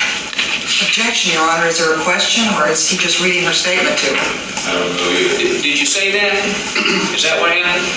I'm telling you that's not what happened. I'm telling you I'm incoherent again in this statement, not expressing myself right what really happened. And I go into other details with other people in here where I'm totally talking about one person, another person, even talking about Richard Lady, Mallory in I have to there. advise you not to talk Okay. about any other charges. All right, you're talking about Mr. Mallory here, though, weren't you?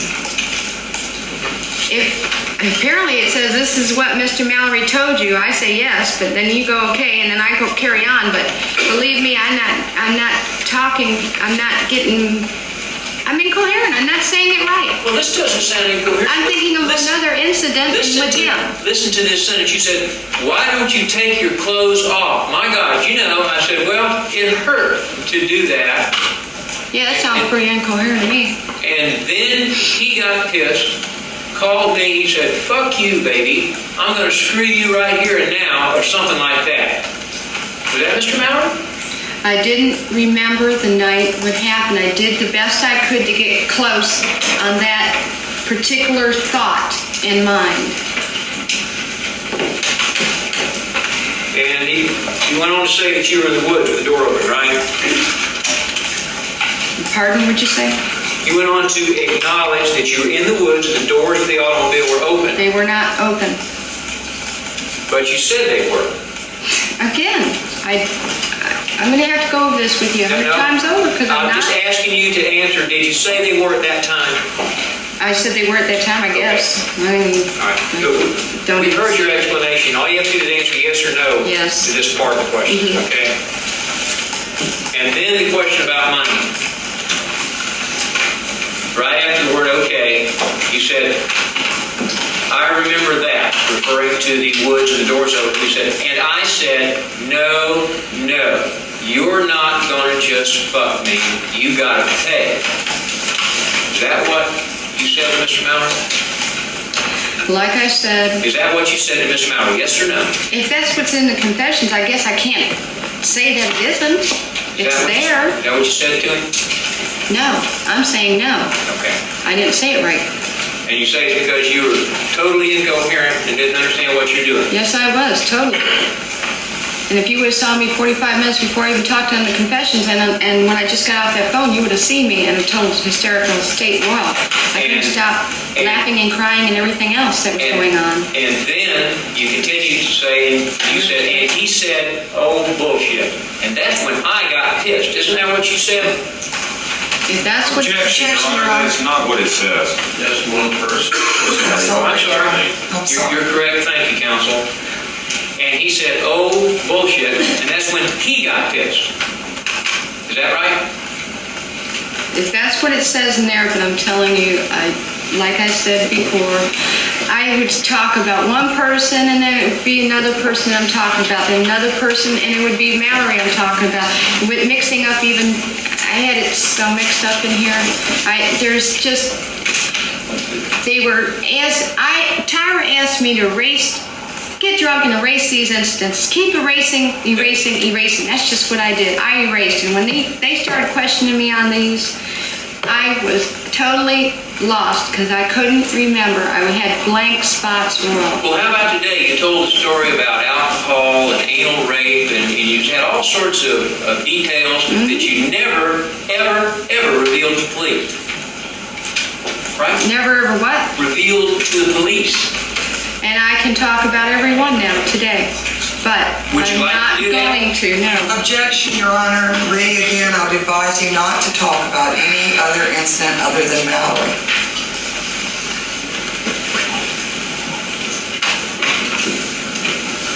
Let's see. Thank you, Your Honor.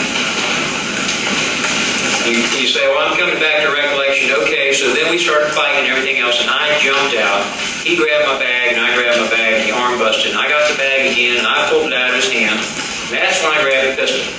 That's what happened. What? No different. That is a totally different guy. And I just shot him in the front seat. Shot Mr. Mauer in the front seat.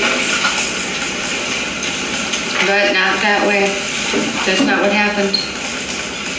I told you it was a different guy, and it even states it was a different guy. That's the same phrase that I say, it's a different story. Would you tell us who you were talking about here? Your Honor, No, I objection, can't. same objection.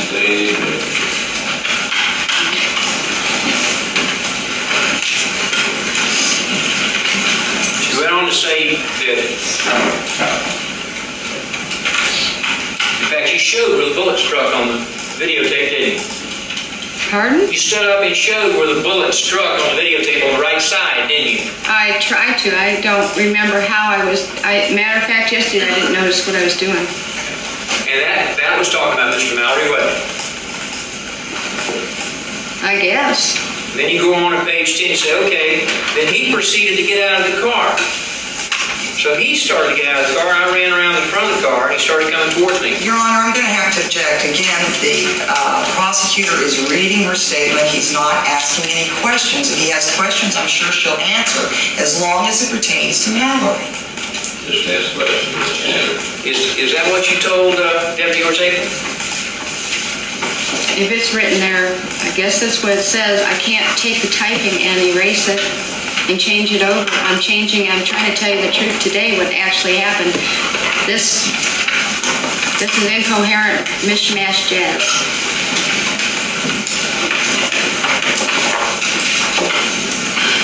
And then on page 53.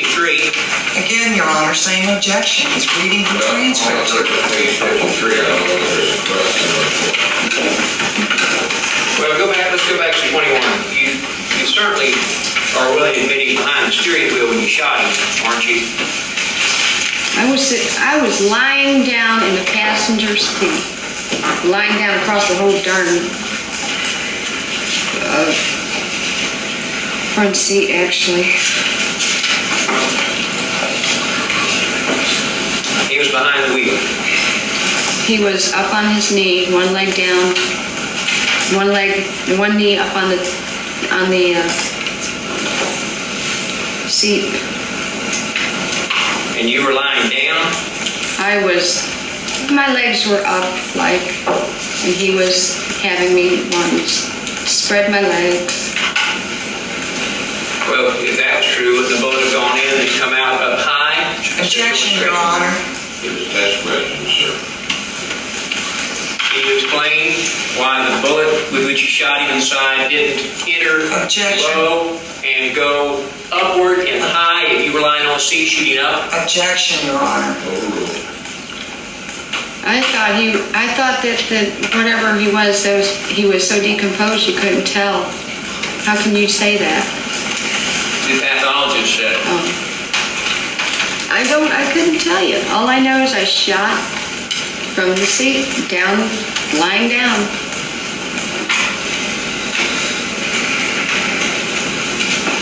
You shot him immediately. Didn't give him a chance to say anything, did you? Am I supposed to stop the clock and rationalize with this guy who wanted to kill me? Who said he was going to kill me? You didn't give him a chance to say anything when you shot him the first time, did you? No, I didn't. What about the second time? Nope. What about the third time? Nope.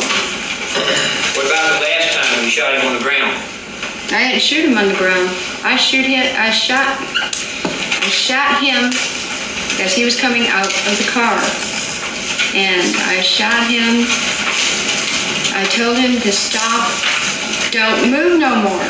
Don't come toward me anymore. And just stay there. And he didn't listen. He was coming out of the car, and I shot him again because I didn't know what the dickens he was doing. I didn't know if he had another gun under the seat. I didn't know if he was going to reach for another weapon. I don't know what he had. And he didn't have a weapon in that car, did he? How do I know? Did he have a weapon in the No, car? he didn't. But how did I And then know? after you shot him, you ran around in front of the car and came around to his side and shot him some more. Objection, Your Honor, asked and answered several times. Stay. And you said he kind of crawled out of the car and shut the door, right? He didn't shut the door. I shut the door afterward.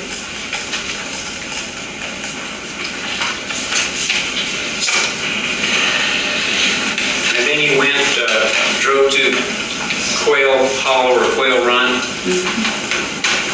Whereabouts at Quail Run did you go?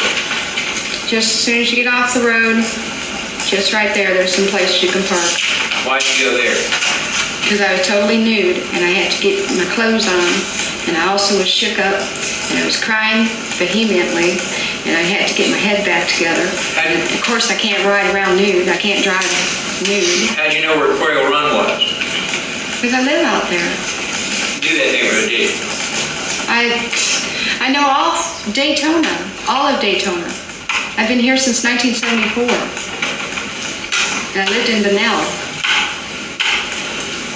And then you went and got some gas, right? Very little. You went back to the hotel and you told Ty you borrowed the car, right? I told Tyra when I got into the motel room and saw the furniture totally destroyed and everything else, I was going to just not even tell her the car was out there. I was just going to take a shower and then go back out and hurry up and get rid of it. But when I said that, I said, oh man, we got to get out of here. The manager's going to call the cops or whatever. So I told her, I said, I just borrowed a car and a guy's in a motel waiting. I got to bring it back in 2 hours. You went in Mr. Mallory's pockets and took his goods and his money, didn't you? No, I didn't. I went and got his keys. His wallet wasn't even on his possession. It was underneath the seat of the car. You turned his pockets inside out. Just to get the keys out of his pocket. And I'm sure it just came with the keys. His pocket opened with He had some pretty tight jeans on. Yeah, they were still zipped up, weren't they? Yes, they were. Had his pants on. Yes, but he was about to unzip them. And that's what made you mad. He wouldn't take them off. Nope. That's not what happened. Then he went on to have the car washed to get rid of any evidence that might be on him, right? Pardon? You had his car washed to get rid of any evidence that might be on him? I had the car washed to make sure my fingerprints weren't in that car because I was scared out of my mind about what I had just done, and that I had to, leave his vehicle somewhere. And you pawned his radar detector and I his was a camera. prostitute, and yes, I did that for food as I laid low.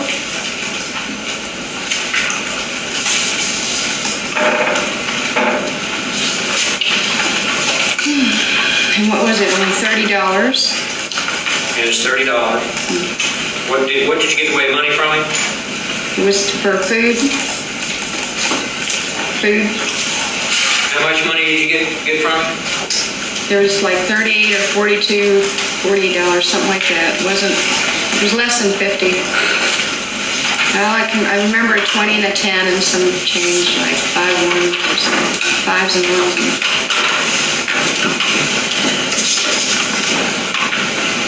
When you shot Mr. Mallory, you intended to kill him, didn't you? Objection, Your Honor. I had no choice. You intended to kill him, didn't you? I had no choice. I couldn't stop the clock and say, well, let's see where I can shoot him at so he'll stay alive. I had to immediately shoot. He was going to kill me. He was going to beat the living daylights out of me, choke me to death, whatever he was going to do this week. You've explained that several times. Just answer the question. You intended to kill him, didn't you? I say no. And here's your answer. No. You shot him in the chest? I had no choice. Wherever I shot him and it killed him, I had no choice. I didn't have a chance to stop the clock and say, shoot him in the leg, shoot him in the foot, shoot him in the arm. And I'm not the greatest aimer. I did whatever I had to do at the quickest moment and without, just fast as possible. It was spontaneous reaction. Shot him once in the side, right? Right? Your Honor, I'm going to have to object, asked and answered several times. And you shot him in the neck, right? I didn't know he got shot in the neck at all. I didn't hear that he got shot in the neck. Well, did you see his shirt with a bullet hole in the collar? Yeah, and that... Objection, Your Honor. Okay. She's already testified she can't remember where he was shot.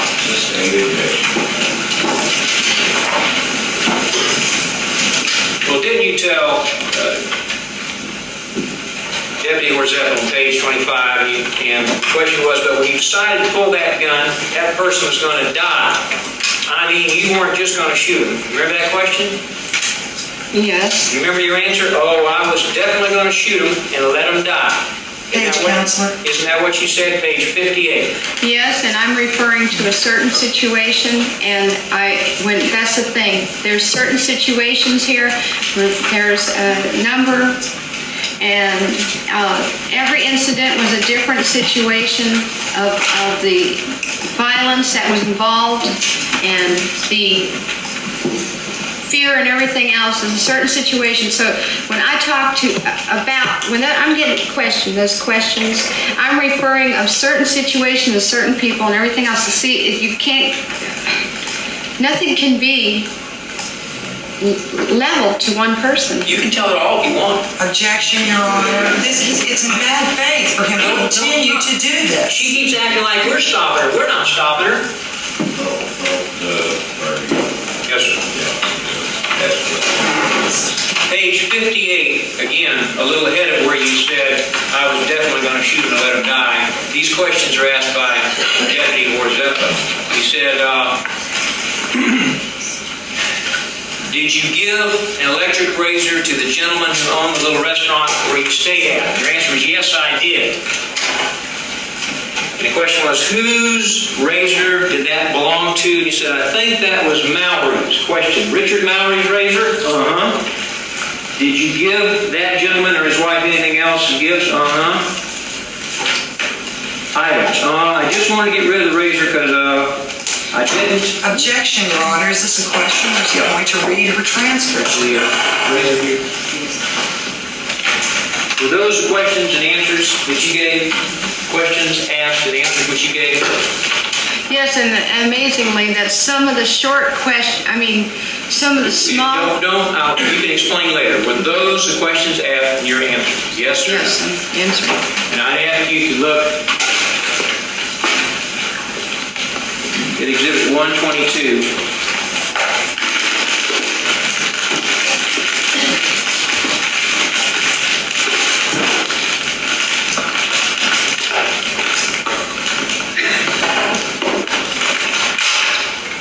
That doesn't appear to be Mr. Mallory's razor.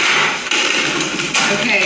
Your Honor, I am going to have to object to the prosecutor ripping open the evidence and throwing it down in front of my client. You know, your objection. Thank you. May proceed, Mr. Tanner. Is that his razor? I don't know. I was not shown the razor when they asked me, so therefore I do not know if this is his razor or not. I don't know who it belongs to. But he did have one. Hard to keep up with that much Objection, Your property, Honor. isn't it? Objection. Hard to keep up with that much property that you take, isn't it? Objection. Say the objection. I ask that you instruct the jury to disregard. You're in disregard of that comment or question. Your Lord, asked you to explain the items. Your answer was, I just wanted to get rid of the razor because I didn't, what do I need it for? And I just, are nice to me and ship. So I decided to give them the razor for Christmas or something. Your Honor, objection again. Is there a question? Is there a question? I'm about there, Your Honor. That was referring to Mr. Mallory's razor, right? Like I say, I don't know if that's his razor. I don't need to lie. He had a razor, but I don't know where. I don't know what it looks like. I know that Tyra wanted me to keep a razor for her to shave her legs with, and that is the only reason I kept the darn thing in the first place. I didn't care about it. I just could have threw it with everything else My away. question to you is this. You were talking about Mr. Mallory's razor at that time. Yes. Okay. And then the next question to you after you're talking about Mr. Mallory's razor, you said, so you, after all these... Objection, Your Honor. I'll move past that question. Just answer the question. The next question after that was it, but when you decided to pull that gun, that person was going to die. I mean, you were just going to shoot him, and your answer, I was just... Objection, Your Honor. Approach the bench. Just approach the bench, is right.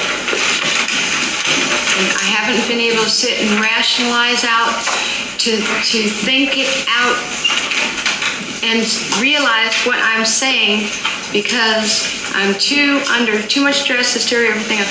I don't answer any of this jazz correctly. So if I state something like that and it sounds kind of rough, I didn't mean it that way. I just was too under stress and tense. I didn't know how to explain myself. Well, you also explained to Deputy Orzappo, did you not, that you had to kill because if you didn't kill him, he'd be identified and arrested. Say that over again. You had to kill him because if you didn't kill him, Objection, he'd be Your Honor. Is he identified. referring to Mallory?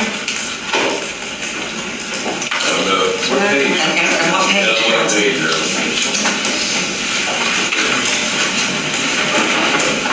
Page 7, tape 1. Page what? 1? 7, tape 1. Page 7, tape 1.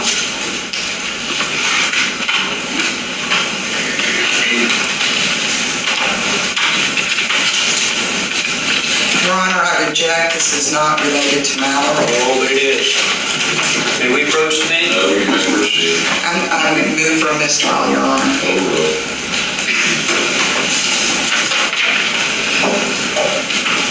Mark 9,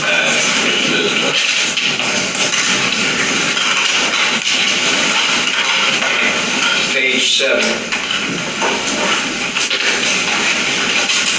Said, so I shot him, and then I thought to myself, well, hell, Might as well just keep shooting them, because I gotta kill the guy.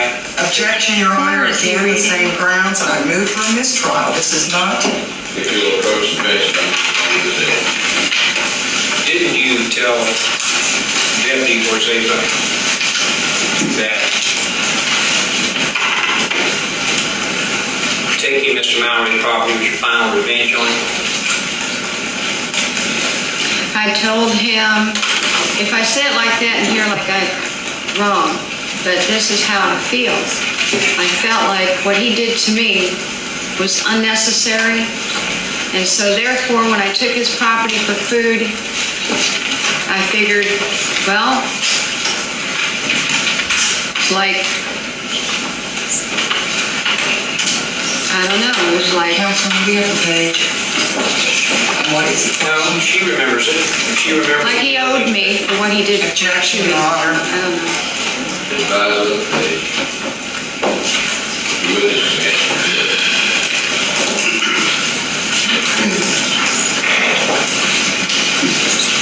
So when I,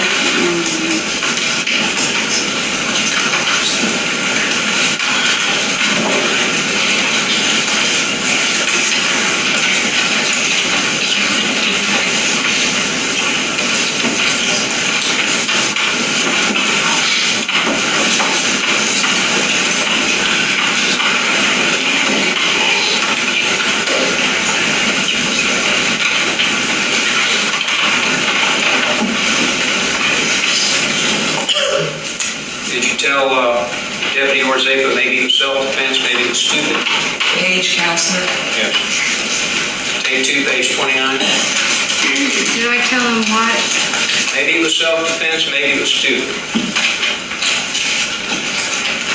I recall reading that.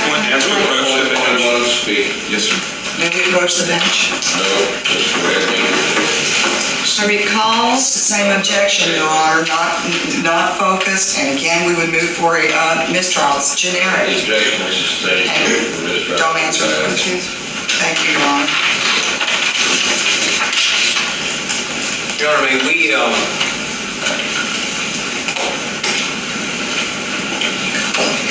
sometime this afternoon have legal argument on some of the objections? Thank you.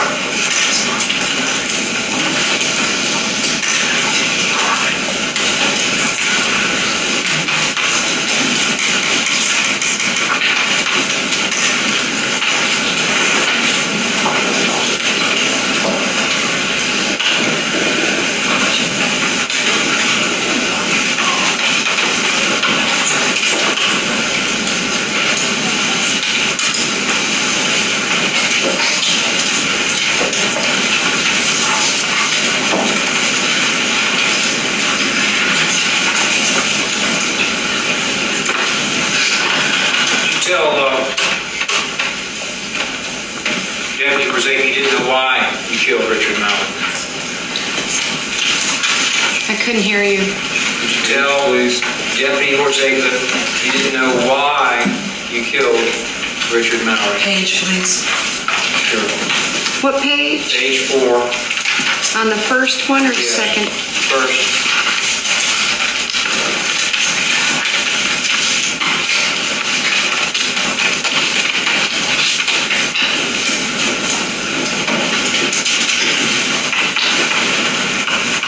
But what I did, I don't understand why I did it.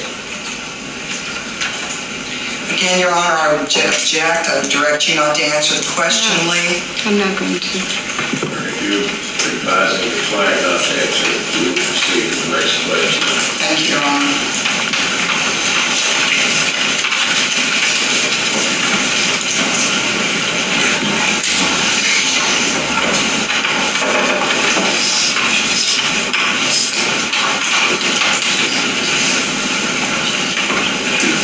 Now, this wasn't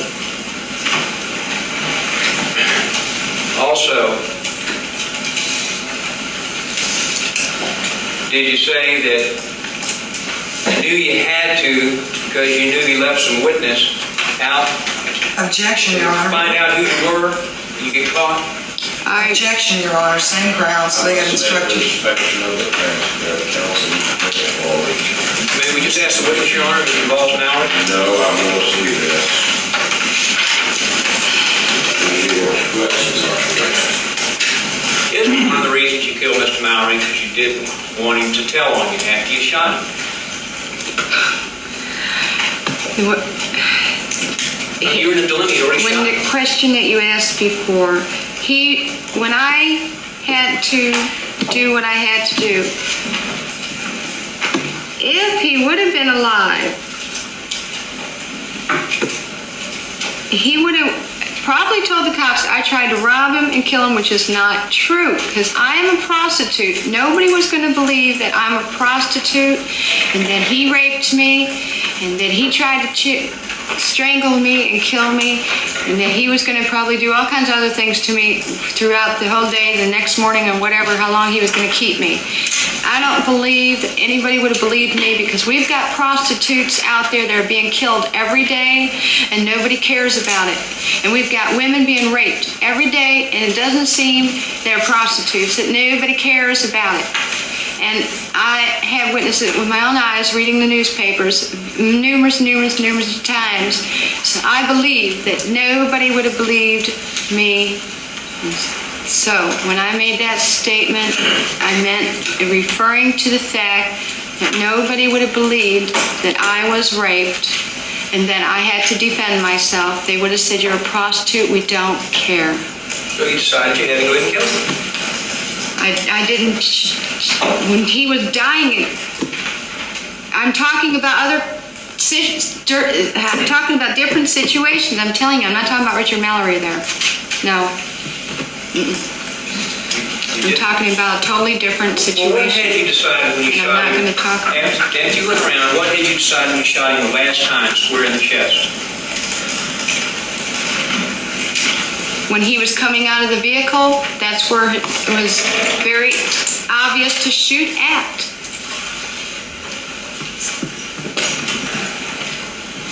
And you say that here you are, a woman who is ravaged and naked, right? Right? Yes, I was naked. Cord marks around her neck where she'd been strangled, right? Right? Yes, Bleeding from the anus where you've been raped, right? yes, Alcohol in Visine bottles where this torture took place, right? there's alcohol drinks on the hub. The alcohol was squirted up your anus. Oh, yes, A cord with which you had been tied to the wheel and held by the neck. yes. And no one would believe that you'd been assaulted? The marks on my neck were very small. They looked like hickeys. Well, how about your anus? You said it was bleeding, you was ripped. It's the way I was